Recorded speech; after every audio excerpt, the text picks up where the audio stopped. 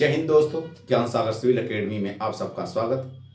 आज का हमारा टॉपिक है उत्तर प्रदेश बजट 2025-26 में एग्रीकल्चर के बारे में क्या क्या फंड्स प्रस्तावित हैं और कौन कौन सी स्कीम को एग्रीकल्चर से रिलेटेड बजट्स में डिस्क्राइब किया गया है।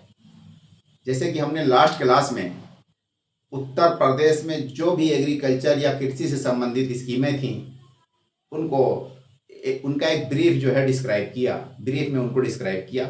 और कुछ स्कीमें जो बहुत ज़्यादा इम्पोर्टेंट हैं, जो स्पेसिफिकली एक पार्टिकुलर स्कीम भी पूछ सकता है, कभी कभी पूछता है, जो उसी साल लॉन्च किया गया हो। जैसे कि 2025 में जनवरी या फरवरी में, यानी कि इस साल के स्टार्टिंग में यूपी एग्रीज प्रोजेक्ट ये स्कीम लॉन्च की गई थी। तो इस पर क्वेश्चन यूपी पीसीएस में बनता है या पूछ सकता है, क्योंकि ये लेटेस्ट है।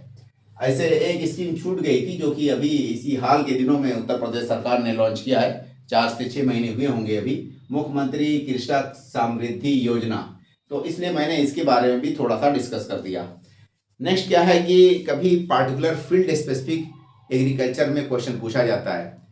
जैसे मान लीजिए कि एग्रीकल्चर एक्सपोर्ट के लिए क्या क्या स्टेप उठाए जाने चाहिए या उसके सजेशन क्या हैं, ठीक है। कभी हो सकता है कि कॉमर्शियलाइजेशन ऑफ एग्रीकल्चर के बेनिफिट्स क्या हैं, या कॉमर्शियलाइजेशन ऑफ एग्रीकल्चर उत्तर प्रदेश में कैसे उसको एक्सपेंड किया जाए, या कॉमर्शियलाइजेशन एग्रीकल्चर को कैसे बढ़ाया जाए। तो इस तरह के क्वेश्चन जो पार्टिकुलर सब्जेक्ट स्पेसिफिक या फील्ड स्पेसिफिक हैं, और उसके बारे में भी मैं कोशिश करूंगा कि थोड़ा बहुत आपको ब्रीफ दे दूं यहाँ पे।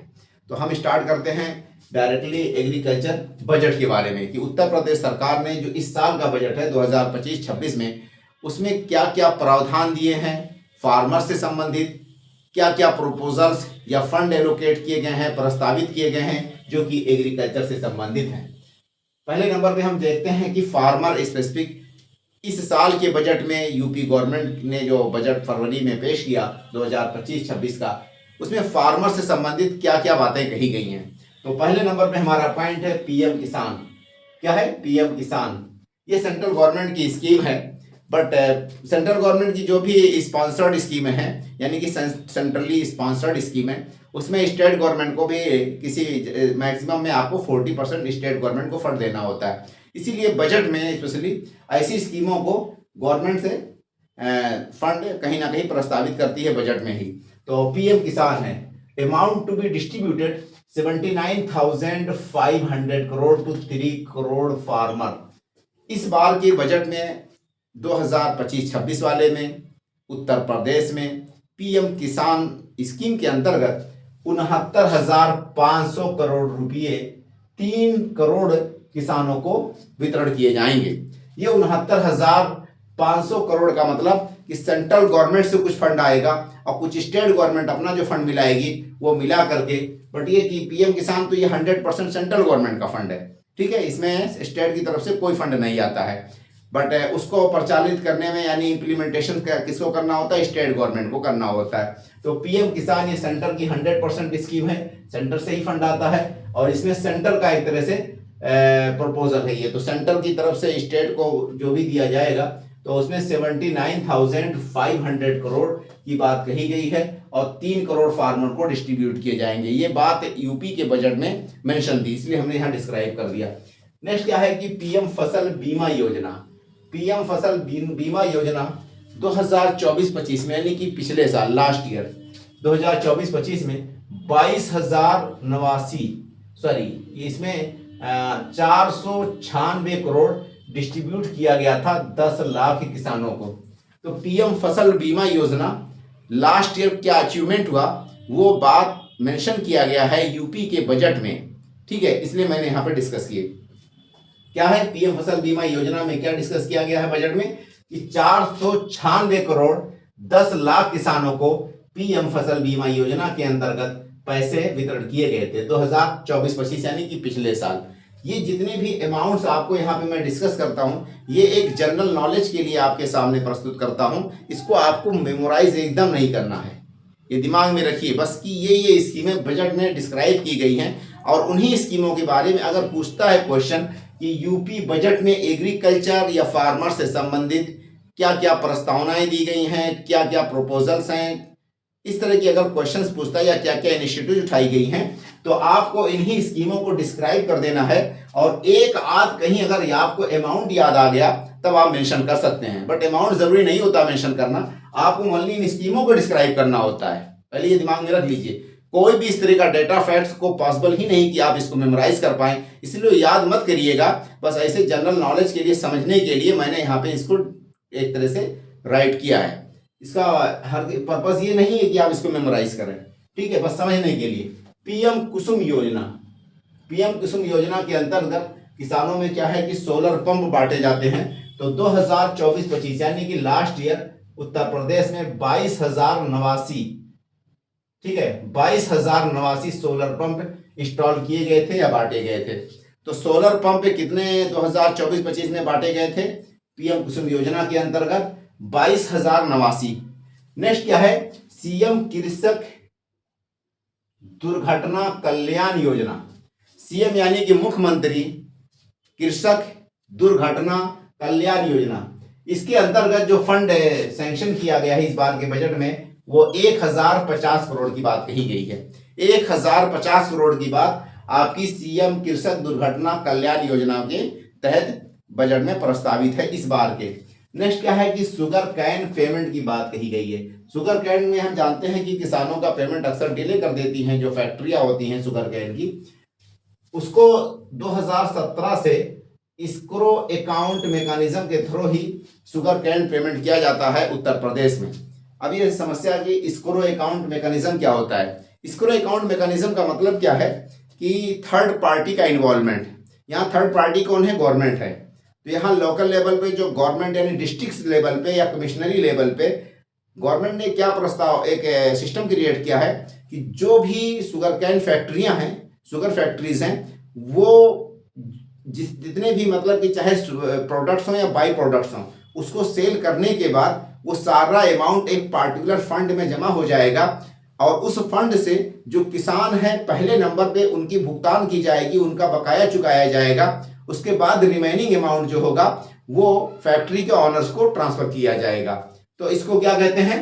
स्क्रो अकाउंट मैकेनिज्म।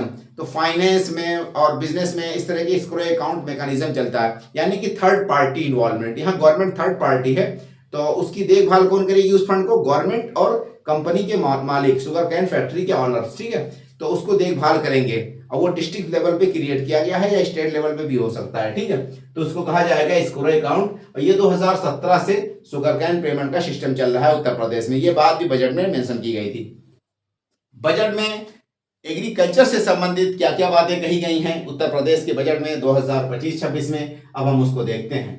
तो एग्रीकल्चर ये बहुत ही इंपॉर्टेंट टॉपिक्स है और इसके लिए आपका 11% बजट में फंड जो है 2025-26 में 11% फंड कहाँ पे जाएगा, किस मद में जाएगा, किस सेक्टर में जाएगा? एग्रीकल्चर में। तो 11% पूरे बजट का फंड एग्रीकल्चर की तरफ डिवोट किया गया है, एग्रीकल्चर की तरफ एलोकेट किया गया है। वो 11% जो फंड एग्रीकल्चर के लिए एलोकेट किया गया है उसमें कुछ स्कीमों को मैंने यहाँ पे डिस्क्राइब किए हैं।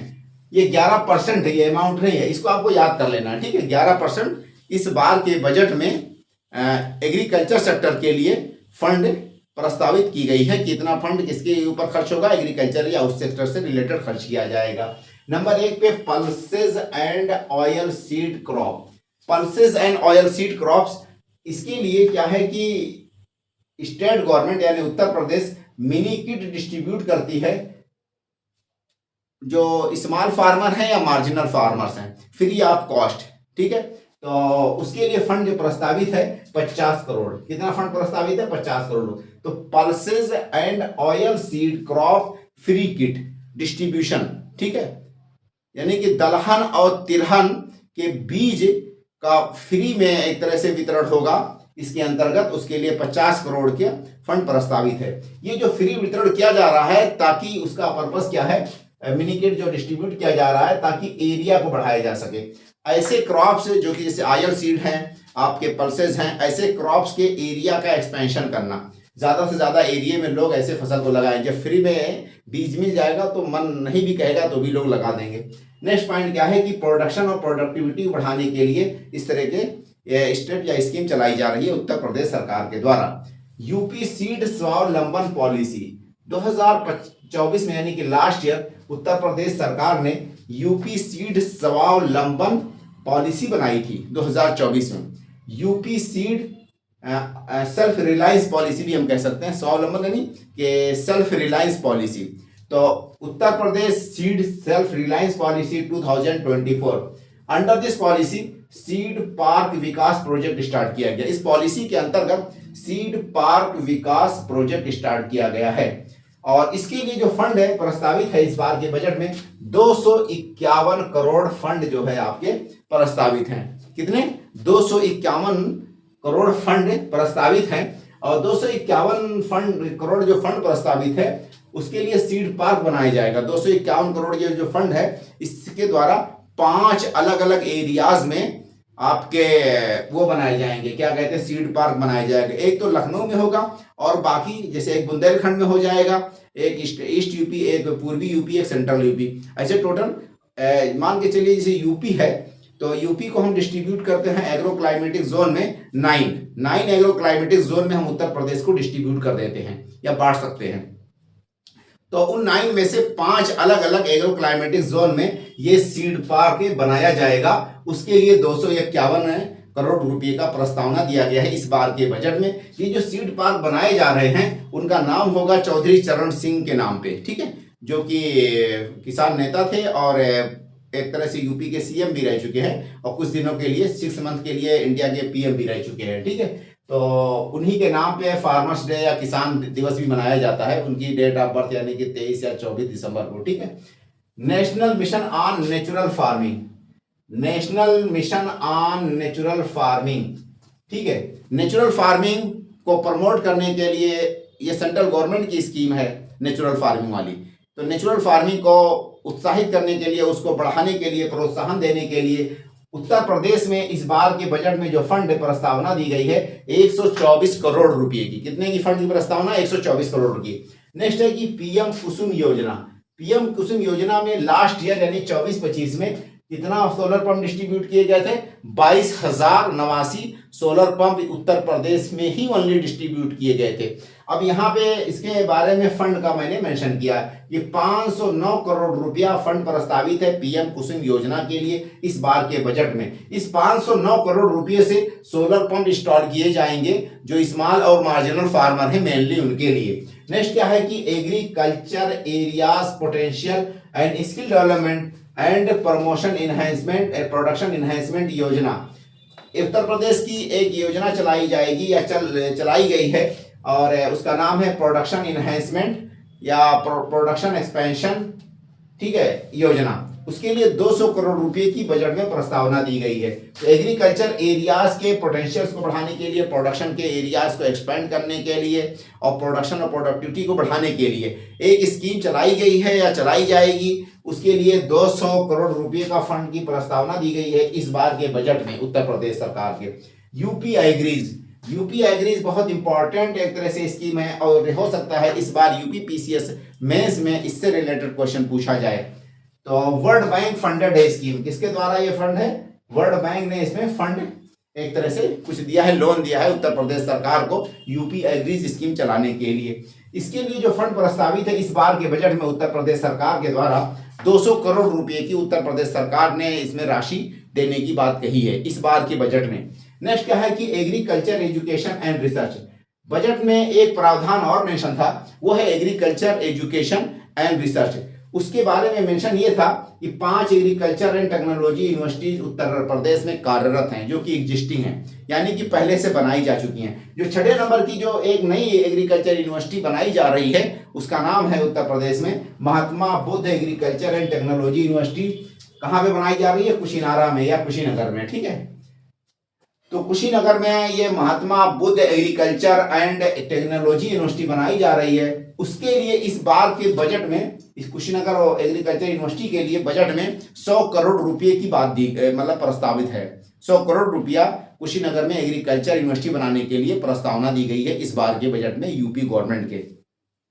ये सारी की सारी स्कीमें या पॉइंट्स हो गए जो कि बजट में डिस्क्राइब किए गए थे, हमने आपके सामने प्रस्तुत कर दिए। अब अगला हमारा है यूपी एग्रीज प्रोजेक्ट है। ये मोस्ट इंपॉर्टेंट प्रोजेक्ट है और हो सकता है यूपी पीसीएस इस पे क्वेश्चन पूछ ले, इसलिए आपको इसको डिटेल में पढ़ना होगा। यहाँ पे मैं 3 मार्क्स इस पे लगा देता हूँ और इसको अच्छे से प्रिपेयर करके जाइएगा। मैंने सारे पॉइंट्स को इसको किसी न किसी डायमेंशन से आपके सामने प्रस्तुत कर दिए हैं। नंबर 1 पे क्या है, इसका फुल फॉर्म देखते हैं। Uttar Pradesh agriculture growth and rural enterprise ecosystem strengthening project, बहुत लंबा इसका नाम है। उत्तर प्रदेश एग्रीकल्चर ग्रोथ यानी कि यूपी में एग्रीकल्चर ग्रोथ को बढ़ावा देना, नंबर 1। एंड रूरल एंटरप्राइज, साथ में रूरल एंटरप्राइज को भी उत्तर प्रदेश में बढ़ावा देना। रूरल एंटरप्राइज का मतलब कि छोटे मोटी जो गांव की जो कंपनियां हैं, गांव में जो फैक्ट्रियां हैं, गांव में प्रोडक्शन यूनिट्स को इंस्टॉल करना, उसको इस्टेब्लिश करना, तो ये क्या हो जाएगा, रूरल एंटरप्राइज यानी कि ग्राम स्तर पे उद्यमी को बढ़ावा देना।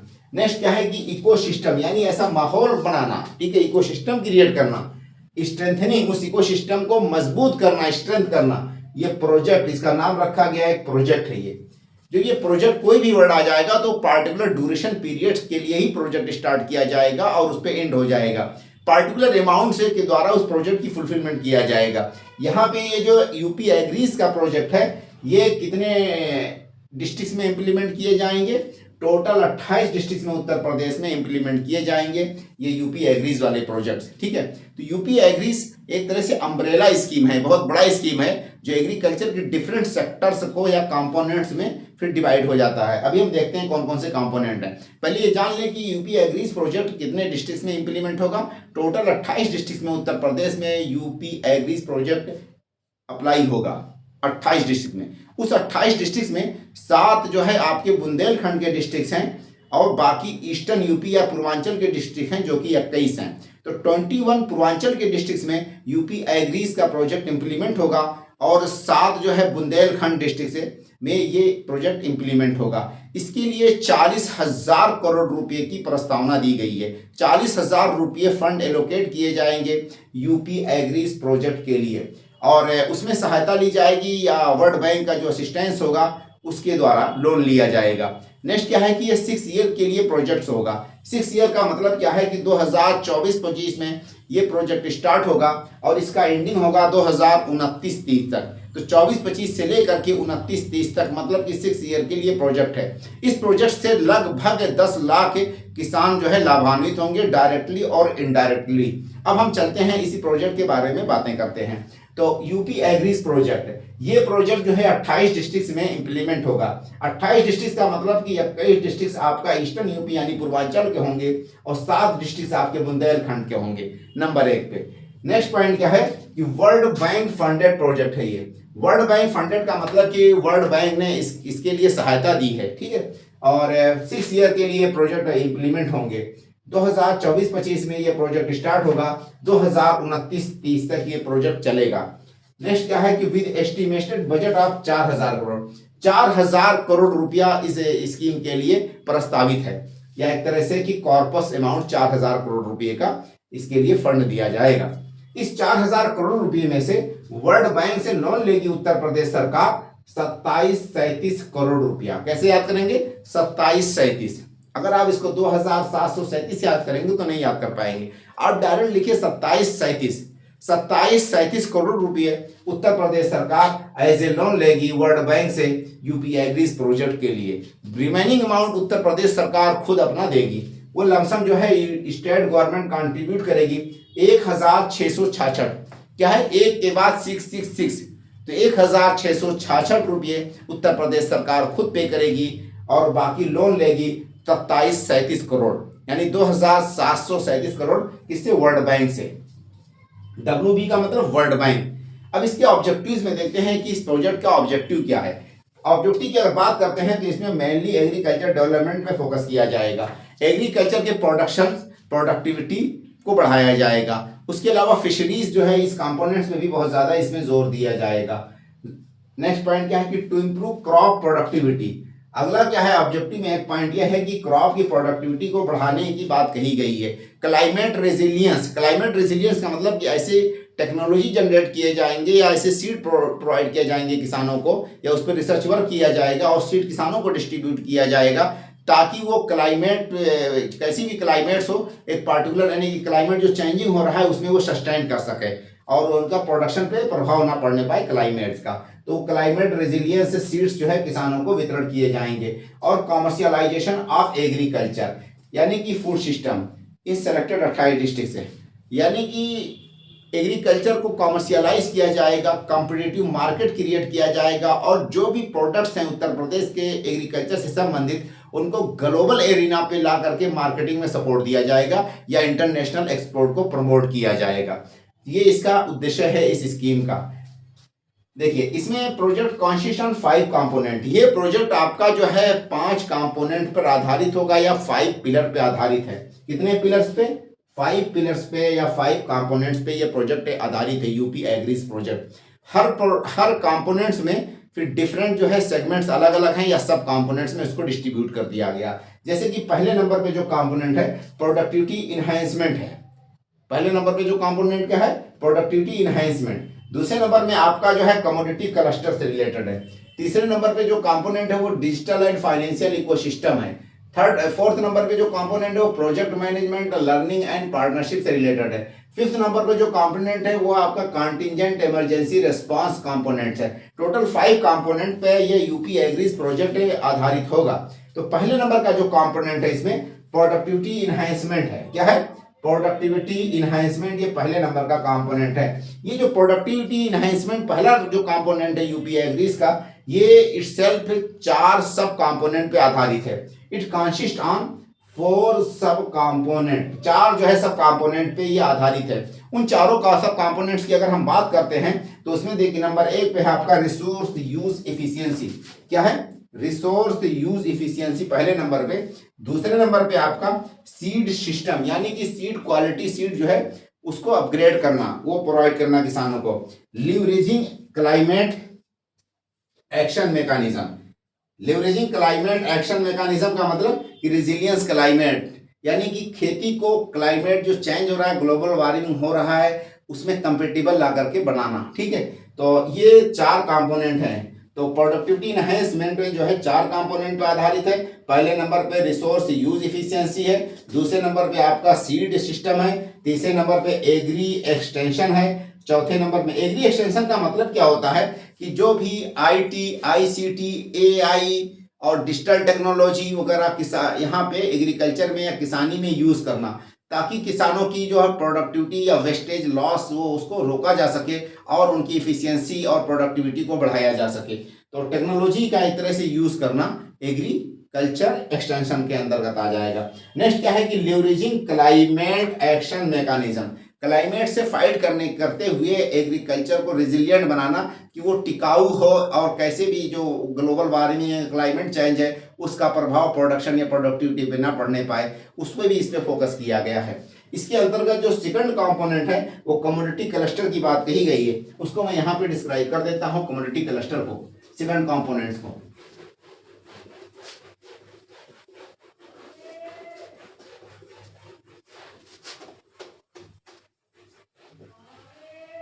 देखिए जो कम्युनिटी क्लस्टर है उसमें इंपॉर्टेंट है हर सब कुछ, यहाँ पे कुछ छोड़ना नहीं आपको। तो सेकंड नंबर का जो कंपोनेंट है वो कम्युनिटी क्लस्टर की बात कही गई है। क्या है? Community cluster.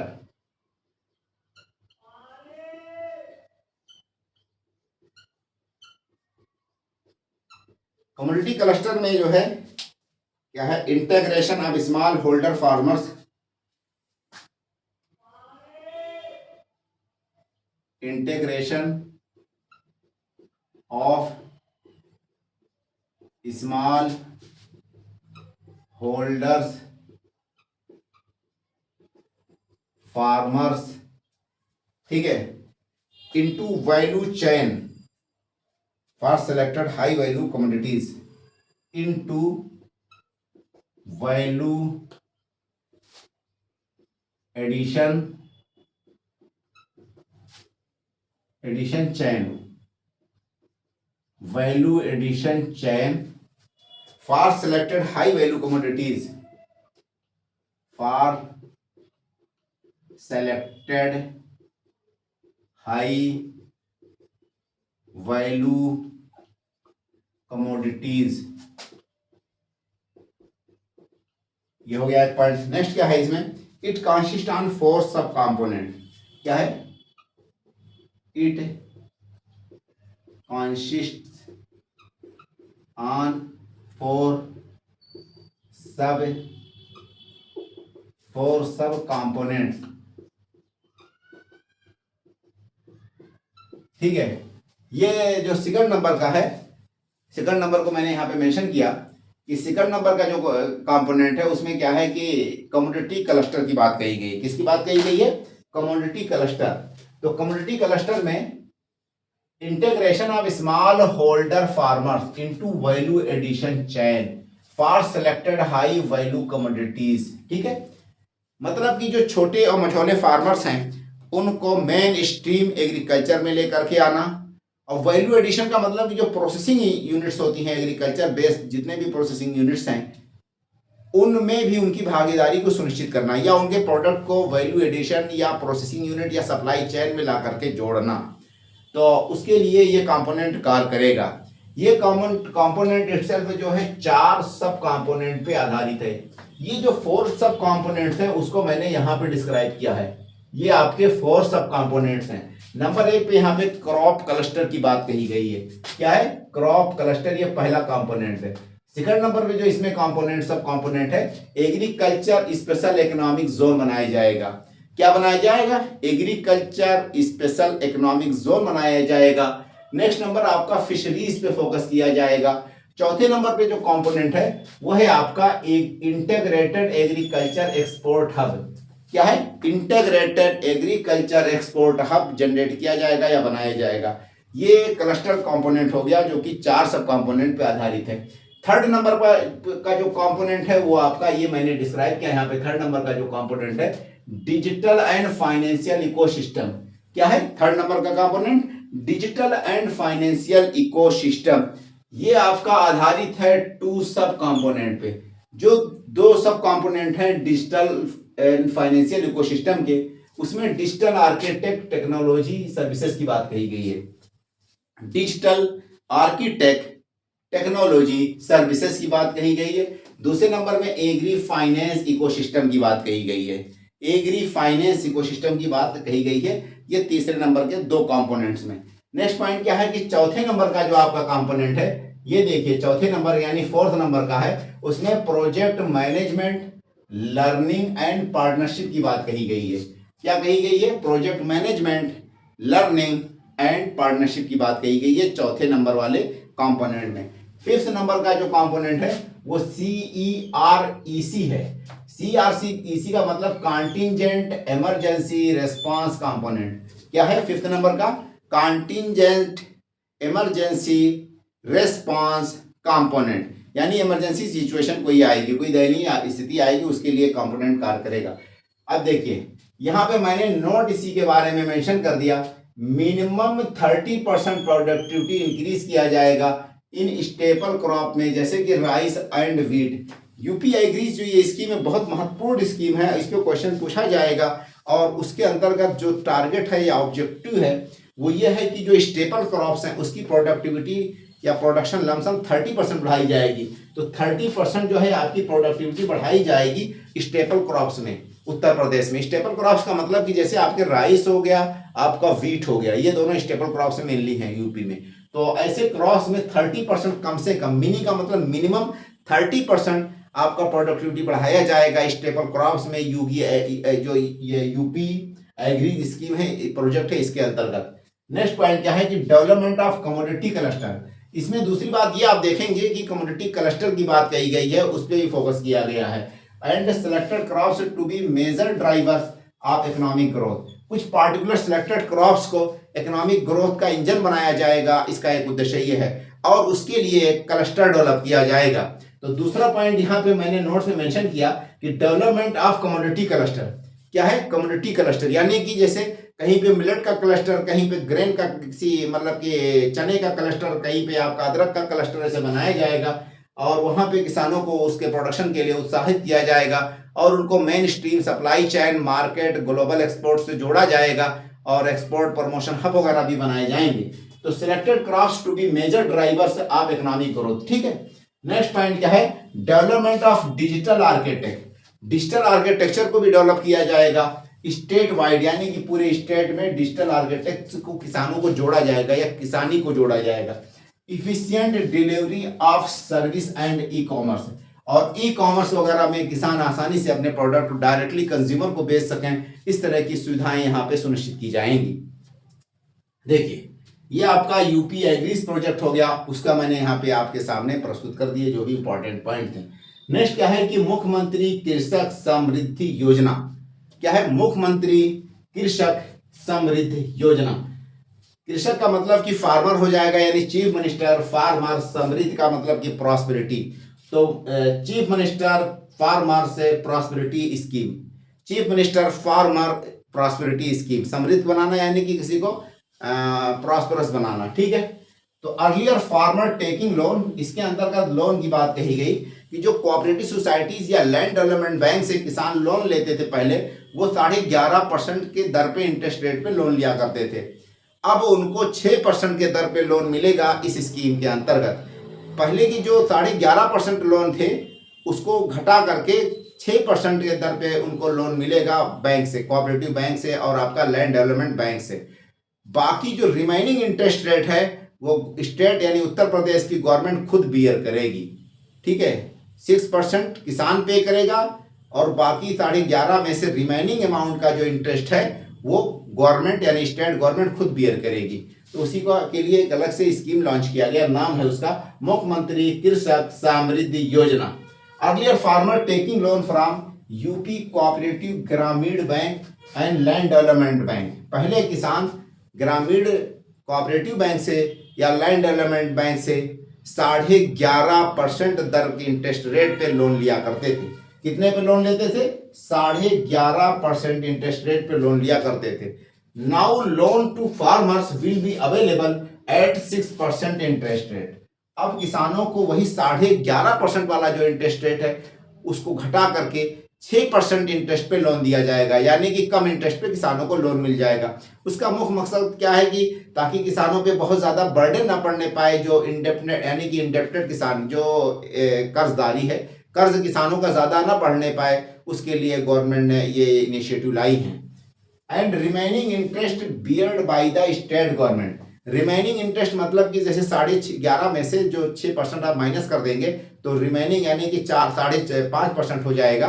तो 5.5% गवर्नमेंट इंटरेस्ट रेट खुद बियर करेगी, स्टेट गवर्नमेंट यानी उत्तर प्रदेश की सरकार, और 6% ही इंटरेस्ट रेट किसानों के ऊपर चार्ज किया जाएगा। जो भी किसान लोन लेंगे किससे? आपका यूपी कोऑपरेटिव ग्रामीण बैंक से या आपका लैंड डेवलपमेंट बैंक से। ठीक है, नेक्स्ट क्या है? Nearly 2 crore small and marginal farmer इस स्कीम से लाभान्वित होंगे। कितने बेनिफिटेड होंगे? 2 करोड़ मतलब कि किसान लमसम इससे फायदेमंद मतलब कि उठा सकेंगे, इससे लाभान्वित होंगे। यहाँ पे एक बात ये भी जान लें, यूपी में total lump sum 2.86 crore farmers registered हैं। कितने हैं? 2.86 करोड़ फार्मर यूपी में मान के चलिए कि रजिस्टर्ड हैं। उन 2 यानी फार्मर का मतलब फार्मर्स हाउस होल्ड यहाँ पे होता है, क्योंकि एक फार्म हाउस होल्ड में कम से कम 5 लोग हो सकते हैं, 10 लोग भी हो सकते हैं। तो यहाँ पे फार्म्स यानी कि जिनके नाम पे जमीन का वो है रजिस्टर्ड है। ठीक है, तो 2.86 lakh crore 2.86 crore total farmer UP में है। उन 2.86 करोड़ फार्मर में से 2 करोड़ फार्मर को फायदा होगा इसका। ठीक है, तो ज्यादातर फार्मर्स को इसका फायदा मिल जाएगा। नेक्स्ट क्या है कि यूपी, देखिए हाँ, अब हम आ जाते हैं एक्सपोर्ट्स की बात करते हैं, एग्रीकल्चर एक्सपोर्ट्स की बात करेंगे। एक साल क्वेश्चन पूछा गया था यूपी पीसीएस में कि how strengthen agri exports. Question क्या था? How strengthen agri export. तो अगर एक्सपोर्ट प्रमोशन की बात कही गई है या एक्सपोर्ट को स्ट्रेंथन की बात कही गई है तो हम उसके बारे में पहले जान लेते हैं। देखिए, अगर क्वेश्चन पूछता है कि how strengthen agriculture export in Uttar Pradesh, इस तरह के क्वेश्चन पूछता है या एग्रीकल्चर से संबंधित एक्सपोर्ट्स का क्या रोल है उत्तर प्रदेश में। ठीक है, तो आपको पहले नंबर में बेसिक चीजें जाननी होगी कि उत्तर प्रदेश में पोटेंशियल क्या है। अगर उत्तर प्रदेश की हम बात करते हैं तो उत्तर प्रदेश में पोटेंशियल्स में Uttar Pradesh total 9 agro climatic zone पर आधारित है। कितने? 9, यानी पूरे इंडिया में 15 एग्रो क्लाइमेटिक जोन्स हैं। उन 15 एग्रो क्लाइमेटिक जोन में से 9 एग्रो क्लाइमेटिक जोन उत्तर प्रदेश में पड़ते हैं। पहला पॉइंट। दूसरे नंबर में उत्तर प्रदेश में 6 टाइप के यानी कि 6 टाइप्स के सॉइल पाई जाती हैं। तो वैरायटीज ऑफ सॉइल्स उत्तर प्रदेश में पाई जाती हैं, दूसरे नंबर का पॉइंट। तीसरे नंबर में उत्तर प्रदेश में abundant of water and perennial reverse है, यानी कि बहुत ज्यादा यहाँ पे वाटर सप्लाई है जो कि इरिगेशन के लिए सूटेबल्स है। तीसरे नंबर में लेबर फोर्स यानी कि जनसंख्या बहुत ज्यादा है जो कि एग्रीकल्चर के लिए बहुत ही सूटेबल्स है। उत्तर प्रदेश आपके बहुत सारे बड़े बड़े मेट्रो या के यहाँ पे इंटरनल साइड में स्पॉटेड है या सिचुएटेड हैं, या दिल्ली एनसीआर का एरियाज जो बहुत ही हाई लेवल के कॉमर्शियल है। तो फूड प्रोसेसिंग इंडस्ट्रीज के भी सक्सेस होने के पोटेंशियल्स बहुत ज़्यादा हैं। उसके अलावा जो एग्रीकल्चर से संबंधित एलाइड एक्टिविटीज हैं, जैसे कि आपका लाइव स्टॉक हो गया, लाइव स्टॉक रियरिंग हो गया, पे आपका हेंस यानी कि ये चिकन्स हो गया, चिकन प्रोडक्शंस हो गया, और एनिमल रियरिंग जितने भी एलाइड में हो गया, हनी हो गया यानी कि शहद है, या आपका डेयरी प्रोडक्ट्स हो गए, सारे के सारे मिल्क के आइटम जितने भी हो गए, ये सारे के बहुत सारे ऑप्शंस उत्तर प्रदेश में हैं। और बहुत बड़े एरिए में जो यहाँ पे रिवर्स फैली हुई हैं, वहाँ का उसका फ्लड प्लेन है जो कि पास्चर लैंड के तौर पे कार्य करता है। बहुत सारा एरिया फॉरेस्टेड्स है उस जो कि एग्रीकल्चर से डायरेक्टली संबंधित है। जैसे मान के चलिए आपका सिल्क प्रोडक्शंस के लिए चारों तरह की सिल्क उत्तर प्रदेश में पैदा होती है। और यहाँ की क्लाइमेटिक कंडीशंस में आपका जैसे कि कॉटन्स हो गया, sugar cane, varieties of the cash crops भी यहाँ पे पैदा किए जा सकते हैं। तो ये सारे के सारे आपके क्या हो गए, पोटेंशियल्स हो गए उत्तर प्रदेश के। और बहुत सारे पोटेंशियल्स हैं, अगर हम बताते रहेंगे तो पूरी क्लास ही खत्म हो जाएगी, बट यहीं पे एंड करते हैं पोटेंशियल्स पे। अब हम आगे चलते हैं कि इन पोटेंशियल को हार्वेस्ट करने में, एक्सपोर्ट्स करने में या प्रोडक्शंस करने में उत्तर प्रदेश को क्या क्या समस्याएं आती हैं।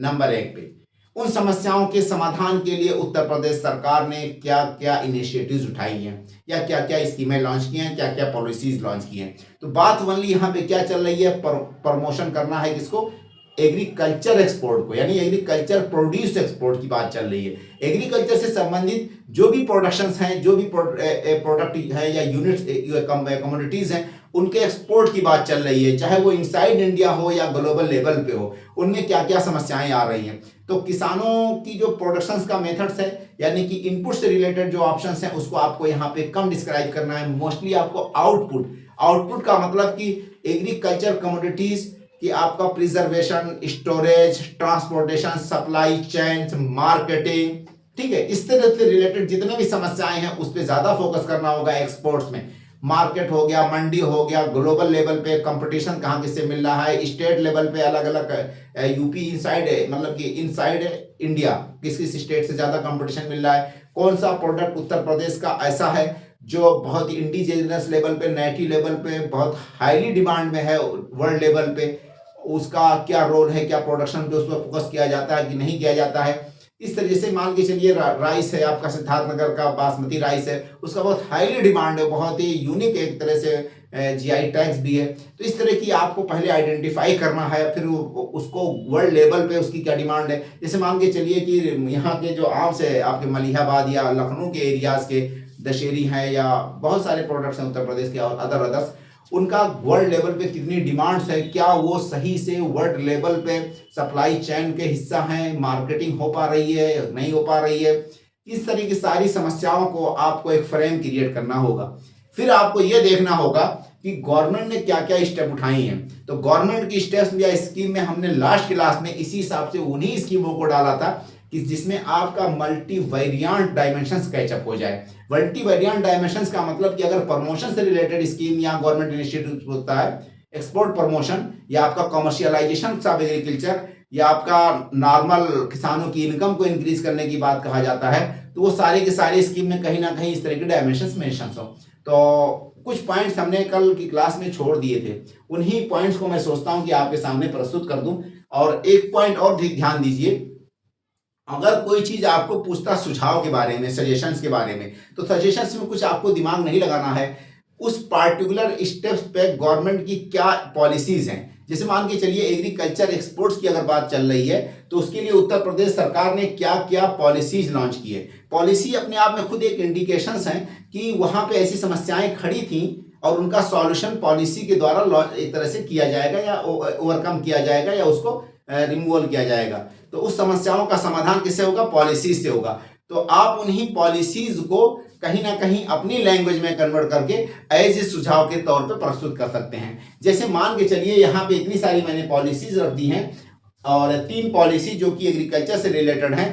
अगर आप बेसिक फ्रेम भी उसका समझेंगे, जैसे कि financial assistance provided on cluster formation, तो क्लस्टर फार्मेशन की यहाँ पे एक बात कही गई, एक मोटा सा दिमाग में ले लीजिए। अब आपको समाधान में लिखना है तो इस पॉइंट का खाली क्लस्टर फार्मेशन उठा लीजिए और ये मेंशन करिए कि क्लस्टर फार्मेशन के थ्रू ही हम किसानों को, जो आपका डिस्पर्स सेगमेंटेड किसान हैं, उनको मेन स्ट्रीम चैनलाइजेशंस में, एक्सपोर्ट्स में, मार्केटिंग में जोड़ सकते हैं, उनकी प्रोडक्शंस को बढ़ा सकते हैं और कारपोरेट बॉडीज को इन्वॉल्व करा करके कि उनका क्या है कि इन्वेस्टमेंट आ जाएगा, इनपुट कॉस्ट के अलग अलग जो भी डायमेंशन है वो सारे के सारे सपोर्ट के तौर पे मिलने लगेंगे। प्लस वो मार्केट से जुड़े होते हैं, उनके एजेंट्स होते हैं, उनके ऑफिसेज होते हैं और उनका इन्वॉल्वमेंट होगा तो कहीं ना कहीं मार्केटिंग से संबंधित जो समस्याएं हैं एग्रीकल्चर प्रोड्यूस का, वो सॉल्व हो जाएंगी। तो ये क्लस्टर लेवल पे यहाँ पे एक पॉइंट जैसे हो गया। मान के चलिए export based incentive promotion for new processing unit, तो आप अपने सुझाव में डायरेक्ट देखिए कि उत्तर प्रदेश में इतने सारे varieties of products agriculture produce होते हैं, यानी कि कमोडिटीज,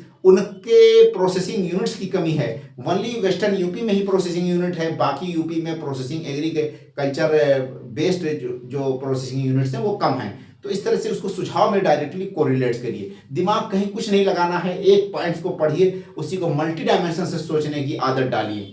तो अब हम चलते हैं यहाँ पे देखते हैं एक्सपोर्ट प्रमोशन की बात कहेंगे। ठीक है, एक्सपोर्ट प्रमोशंस की अगर हम बात करते हैं तो एक्सपोर्ट एग्रीकल्चर एक्सपोर्ट से रिलेटेड 2 स्कीमें उत्तर प्रदेश सरकार ने अभी तक इंट्रोड्यूस की हैं। पहली जो स्कीम आई थी उत्तर प्रदेश सरकार की 2019 की, 2019 में जो स्कीम आई थी यूपी गवर्नमेंट की, वो एग्रीकल्चर एक्सपोर्ट की बात कही गई थी। उसमें क्या थी? UP agriculture export policy 2019।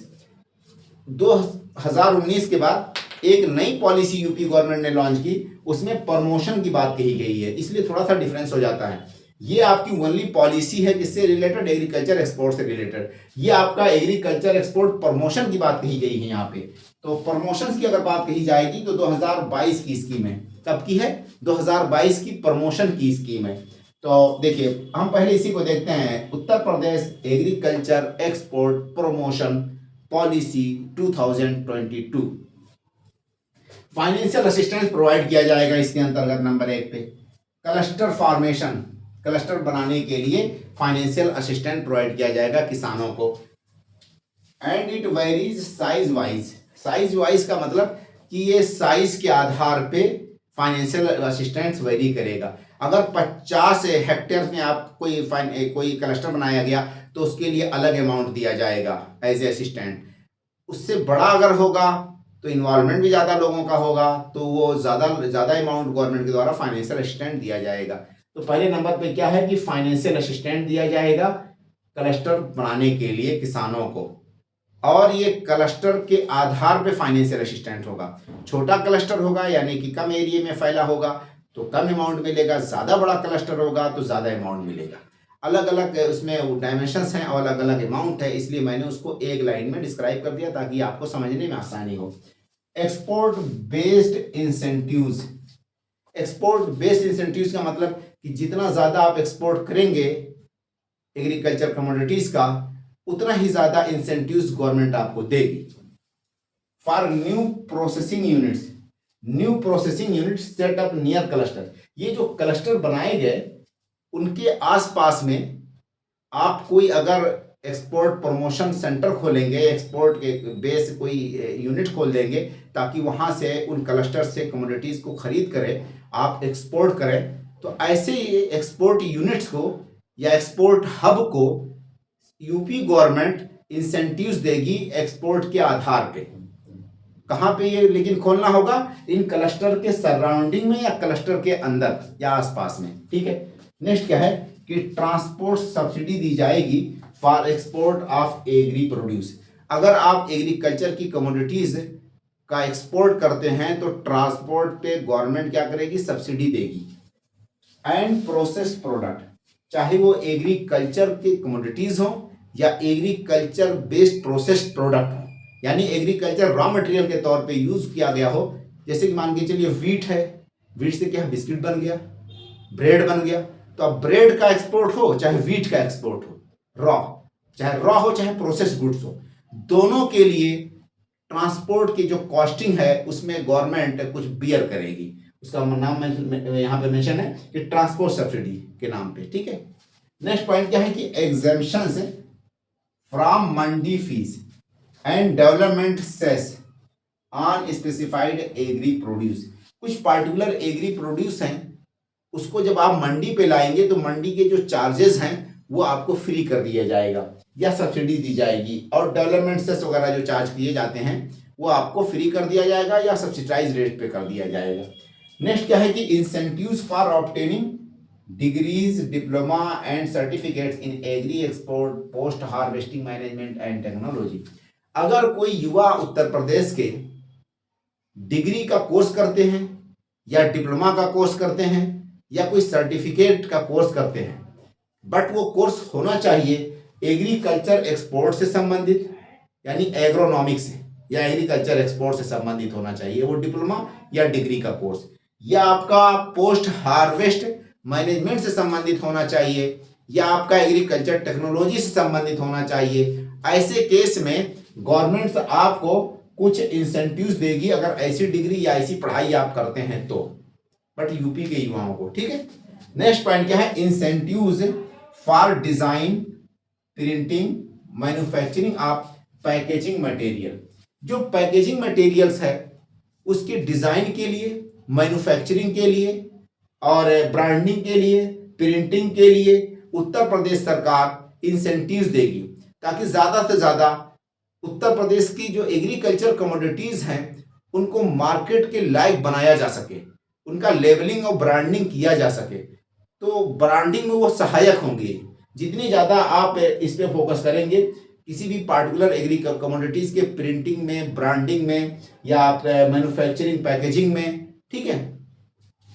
Establishing export facilitation centre, export facilitation centre भी बनाया जाएगा इस पॉलिसी के अंतर्गत, ताकि ज़्यादा से ज़्यादा एग्री कमोडिटीज़ के एक्सपोर्ट्स को बढ़ाया जा सके। अगला आपका 2019 की एक पॉलिसी है, उसमें प्रमोशन वर्ड मेंशन नहीं है, उसका नाम है यूपी एग्रीकल्चर एक्सपोर्ट पॉलिसी। तो एग्रीकल्चर एक्सपोर्ट पॉलिसी उसमें देखते हैं क्या है कि डबल करना था आपको एग्री एक्सपोर्ट को 2022 तक। 2019 में एक पॉलिसी आई थी, उसका नाम था यूपी एग्रीकल्चर एक्सपोर्ट पॉलिसी। उसके अनुसार 2024 तक एग्रीकल्चर एक्सपोर्ट्स को डबल कर देना था वैल्यू के टर्म में। वैल्यू के टर्म में यानी कि 17,591 करोड़ रुपए आपका एक्सपोर्ट करने का टारगेट रखा गया था 2024 तक, ठीक है, जो कि अब निकल चुका है 2024। तो promotion of eco friendly agri products, eco friendly agri product exports करने के को बढ़ावा देने की बात कही गई थी। इको फ्रेंडली एग्री प्रोडक्ट, ठीक है। इको फ्रेंडली का मतलब कि वो प्रोडक्ट जो जैसे कि ऑर्गेनिक फार्मिंग होता है, ऑर्गेनिक एग्रीकल्चर प्रोडक्शन, ठीक है, इस तरह की चीज़ों को बढ़ावा दिया जाए और उससे रिलेटेड संबंधित जो भी प्रोडक्ट्स हैं, कमोडिटीज़ हैं, उनके एक्सपोर्ट्स को बढ़ावा देने की बात कही गई थी। नेक्स्ट पॉइंट क्या है कि shifting from unprocessed to value added product. जो रॉ मटेरियल एक्सपोर्ट किया जाता है उत्तर प्रदेश से, रॉ मटेरियल एक्सपोर्ट ना करके वैल्यू एडेड या प्रोसेस्ड प्रोडक्ट्स को एक्सपोर्ट किया जाए, उस पर फोकस किया जाएगा इस स्कीम में। यानी कि रॉ मटेरियल के बजाय वैल्यू एडेड या प्रोसेस्ड गुड्स को एक्सपोर्ट किया जाएगा। जैसे आलू डायरेक्टली एक्सपोर्ट ना करें, आलू की जगह आलू से बना हुआ चिप जो है, चिप से बना है नमकीन, ठीक है, वो एक्सपोर्ट किया जाएगा। नेक्स्ट क्या है कि identify native and organic agri produce potential. Uttar Pradesh में लोकल लेवल पे क्या पोटेंशियल्स हैं, इंडिजिनस लेवल पे क्या पोटेंशियल्स हैं एग्रीकल्चर कमोडिटीज़ के, प्रोडक्शंस के, और स्पेशली वो आपके ऑर्गेनिक प्रोडक्ट्स कौन कौन से हैं जिसको हम यहाँ पे लोकल लेवल पे प्रोड्यूस कर सकते हैं, प्रोडक्शन कर सकते हैं। ग्लोबल लेवल पे उनकी कितनी डिमांड है, ग्लोबल मार्केट्स में वो कंपीटेबल कितना है, ठीक है, उसकी बात नहीं की। तो identify native and organic agri produce potential and promote such competitive products export, और इस तरह के प्रोडक्ट्स को ग्लोबल लेवल पे एक्सपोर्ट करना है आपको। पहले नंबर पे यहाँ पे आइडेंटिफाई करना है ऐसे ऑर्गेनिक प्रोडक्ट्स को, ऐसे एग्रीकल्चर कमोडिटीज को जिसका ग्लोबल लेवल पे बहुत ज्यादा डिमांड हो। नेक्स्ट पॉइंट क्या है, इंस्टीट्यूशनल मैकेनिज्म को बढ़ावा दिया जाएगा ताकि इंटरनेशनल मार्केटिंग लेवल पे जो समस्याएं आती हैं उत्तर प्रदेश से एग्रीकल्चर प्रोडक्ट को एक्सपोर्ट करने में, उन समस्याओं का समाधान हो सके। उसके लिए क्या है कि to create institutional mechanism to overcome the barrier related to international market. International market से संबंधित, इंटरनेशनल मार्केटिंग से संबंधित जो भी समस्याएं आती हैं उत्तर प्रदेश के एग्री कमोडिटीज को एक्सपोर्ट करने में, उसके लिए इंस्टीट्यूशनल लेवल पे कार्य किया जाएगा। प्रॉपर एक तरह से कोई संस्था क्रिएट की जाएगी, कॉरपोरेशन बनाई जाएगी, एजेंसियां बनाई जाएंगी, ऑफिशियल्स अपॉइंट किए जाएंगे, वो उसका देखभाल करेंगी और उसके समस्याओं से समाधान के लिए कार्य करेंगी। नेक्स्ट क्या है आपका, डेवलप फ्रेमवर्क या प्लान, ऐसा कुछ प्लानिंग बनाया जाएगा, कुछ ऐसा प्रोग्राम जनरेट किया जाएगा फॉर एक्सपोर्टेबल एग्री प्रोडक्ट, जो भी एग्रीकल्चर के प्रोडक्ट एक्सपोर्ट करने के लायक हैं उनके लिए प्लानिंग और पॉलिसी बनाई जाएंगी उत्तर प्रदेश में, ठीक है। ग्लोबल अपॉर्चुनिटी, ताकि हम ग्लोबल अपॉर्चुनिटीज को हार्नेस कर सकें। ग्लोबल लेवल पे जो भी प्रोडक्ट्स के डिमांड्स हैं उसको पहले समझना, उसका डेटा कलेक्ट करना और फिर यहाँ पे उसके लिए प्लानिंग बनाना, पॉलिसी जनरेट करना, इंसेंटिव्स रिलीज करना ताकि उनको हम हार्नेस कर सकें। नेक्स्ट पॉइंट क्या है, increasing farmers income by expanding market. जितना ही ज़्यादा हम एक्सपेंड करेंगे अपने कम्युनिटीज़ के मार्केट्स को, अपने प्रोडक्शंस को, प्रोडक्ट यानी एग्रीकल्चर प्रोडक्ट यूनिट्स को हम मेन मार्केट से जोड़ ले जाएंगे, उतना ही ज़्यादा किसानों का इनकम बढ़ेगा, उतना ही ज़्यादा प्रोडक्शन प्रोडक्टिविटी भी बढ़ेगी क्योंकि लोगों के पास इनकम आने लगेगा।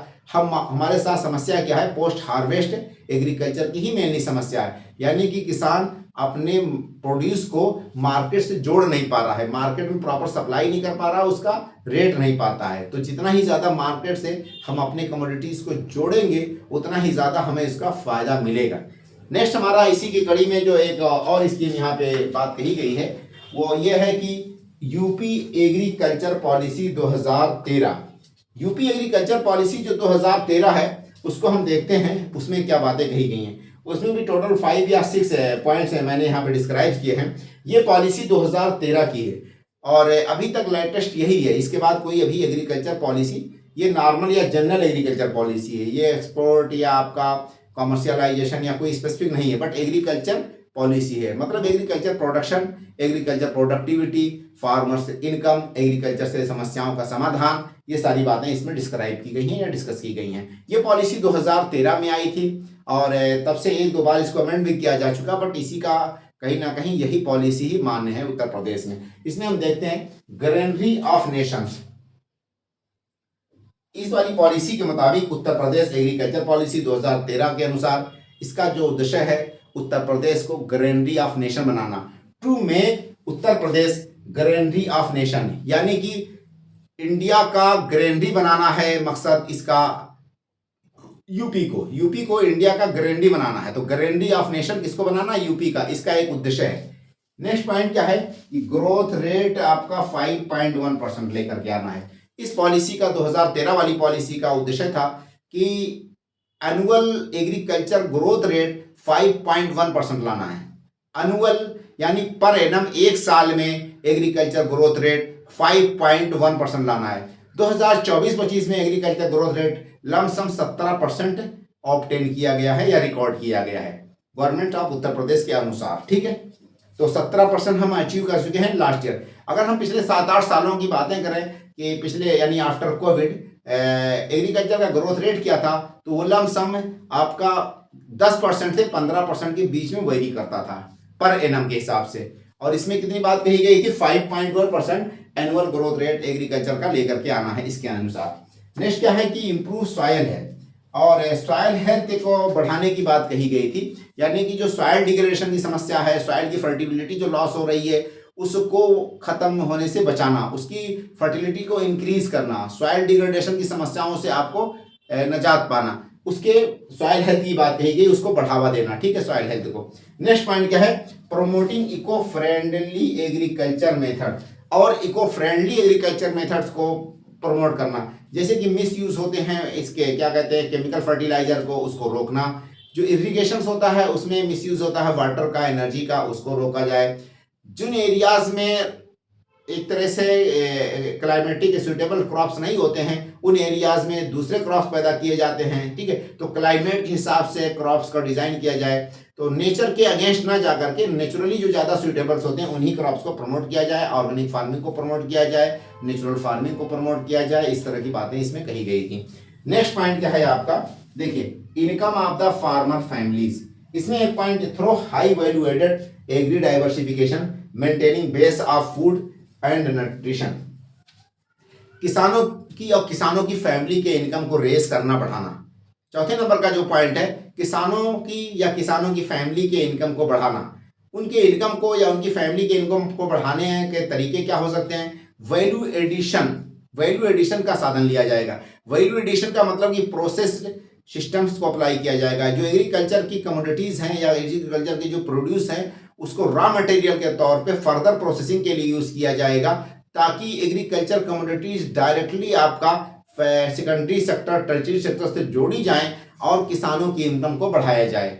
नंबर एक, diversify of the crops, diversify of crops के थ्रू भी किसानों की इनकम को बढ़ाई जा सकती है। मान के चलिए कि इंटीग्रेटेड फार्मिंग हो गया, आपका जैसे मिक्स्ड फार्मिंग हो गया, यानी कि अनाज तो पैदा कर ही रहे हैं, क्रॉप तो कर ही नहीं पैदा, साथ में कुछ रियरिंग एनिमल का भी कार्य करने लगे, तो इस तरह की चीज़ों को बढ़ाना। मान के चलिए कि किसी ने कोई रियरिंग एनिमल का कार्य कर रहा है तो फिशरीज का काम चला दे, हैचरीज का काम हो जाए स्टार्ट, तो इस तरह से मल्टीपल वेरिएंट्स जो है एग्रीकल्चर के उन सब के थ्रू, तो डाइवर्सिफाई ऑफ द फार्मिंग, तो ज़्यादा से ज़्यादा किसानों के अलग अलग ऑप्शन से जो भी हैं एग्रीकल्चर के प्रोडक्शन के, उन सबसे जोड़ा जाए, ये भी उसका उद्देश्य है।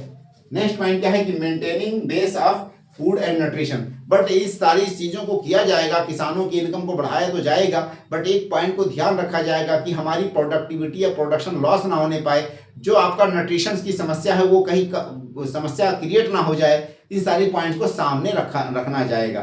कहने का मतलब यह है कि किसानों की इनकम को बढ़ाया जाने का जो साधन होगा वो आपका फूड शॉर्टेज पे कहीं ना आकर के अटक जाए, ठीक है, उसको सामने रख करके कोई भी स्टेप उठाए जाएंगे।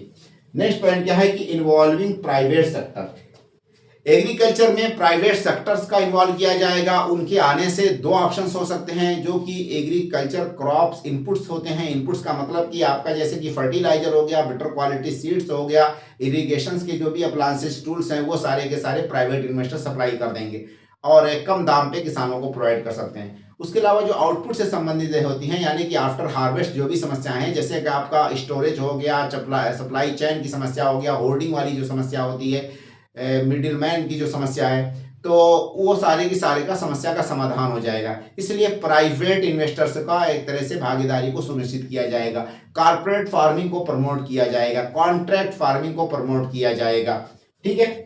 तो development of involving private sector, तो प्राइवेट सेक्टर्स को इन्वॉल्व करने का मतलब कि प्रमोटिंग कॉन्ट्रैक्ट फार्मिंग को प्रमोट किया जाएगा इसके अंतर्गत।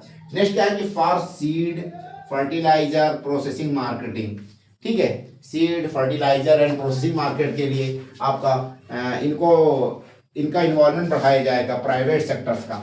इसमें दो पॉइंट मैं आपके सामने डिस्क्राइब कर देता हूं।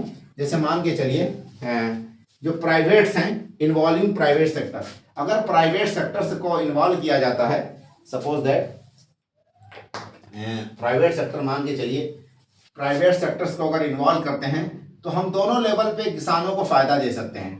मान ले के चलिए कि किसानों का जो इनपुट है और किसानों का जो आउटपुट है, दोनों लेवल पे हम किसानों को फायदा इसके थ्रू दे सकते हैं। इनपुट का मतलब क्या होता है कि जैसे कि खेती करने के लिए जो भी साधन की जरूरत होती है, साधन के तौर पे पहले नंबर पे आपका सीड हो जाएगा, फर्टिलाइजर्स हो जाएंगे, केमिकल और मिनरल्स जो भी हैं। उसके बाद आपका जो है इरिगेशन से रिलेटेड जितने भी अप्लायंसेस हैं, जितने भी मशीनरी है, बहुत सारी मशीनरी आज के टाइम पे किसानों को यूज़ की जाती है या काम में आती है, उन सारे को कम दाम पे अफोर्डेबल रेट्स पे इन्वेस्टर्स कहीं ना कहीं मिल जाएंगे, या प्राइवेट इन्वेस्टर कह लीजिए, वो आपको प्रोवाइड कर देंगे नंबर 1 पे।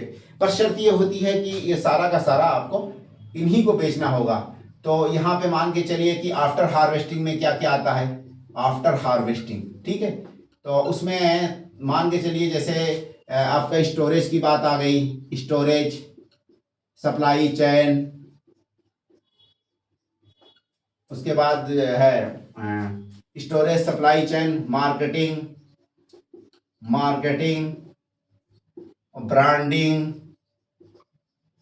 ब्रांडिंग एंड प्रोसेसिंग, पैकेजिंग, ये सारे के सारे आपका आउटपुट यानी कि आफ्टर हार्वेस्ट वाले में आ जाएंगे कंपोनेंट में। इसमें भी कहीं ना कहीं ये प्राइवेट सेक्टर इसमें भी सपोर्ट कर देंगे और इसमें भी सपोर्ट कर देंगे, तो किसानों को कहीं ना कहीं एक तरह से बहुत ही आसान हो जाएगा अपने प्रोडक्ट्स को मार्केट में उतारने में, या टाइम बीइंग में अपने प्रोडक्ट्स को अच्छे रेट पे वो बेच पाएंगे। इसके लिए ये स्कीम लाई गई है, ठीक है। तो नेक्स्ट पॉइंट हमारा इसी की कड़ी में हो जाएगा आपका development of infra at village level. इस पॉलिसी के अंतर्गत एक बात ये कही गई थी कि विलेज लेवल पे इंफ्रास्ट्रक्चर डेवलपमेंट की बात कही गई थी, ठीक है।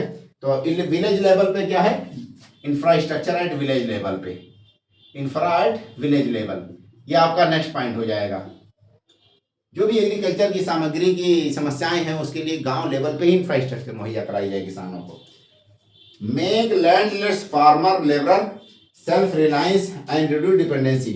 नेक्स्ट पॉइंट क्या है कि जो लैंडलेस फार्मर हैं, लैंडलेस फार्मर्स को उसको भी टारगेट किया गया है।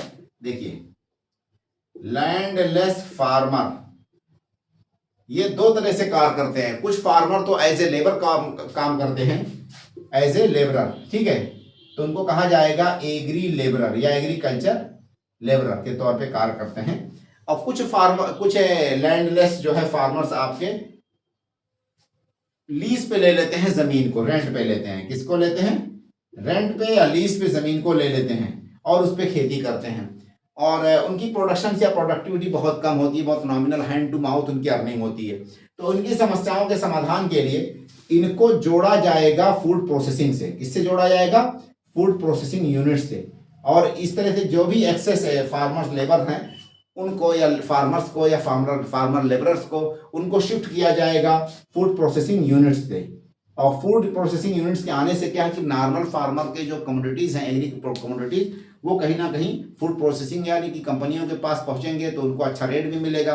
उसके अलावा जो एक्सेस लेबरर्स हैं, एक्सेस फार्मर्स इसमें इन्वॉल्व हैं, उनको फूड प्रोसेसिंग की यूनिट खुलवाई जाएगी और उसमें उनका मालिक बना दिया जाएगा, या एक तरह से उनको उस तरह बढ़ावा दिया जाएगा। ये सारी की सारी चीज़ें हो गई जो आपकी एग्रीकल्चर प्रमोशन से रिलेटेड है। हमारी अब इससे रिलेटेड जो क्लास होगी वो आपका हॉर्टिकल्चर है। उस पर भी क्वेश्चन कई पूछे गए हैं यूपी पीसीएस में। तो हॉर्टिकल्चर में सिर्फ विटीकल्चर हो गया, फ्लोरिकल्चर हो गया, वेजिटेबल्स हो गया, ठीक है, और उसके बारे में हम डिस्कस करेंगे। अब हम यहीं पे एंड करते हैं। आप लोगों से रिक्वेस्ट है मेरे चैनल को लाइक और सब्सक्राइब करें। ओके भाई, ऑल दी बेस्ट।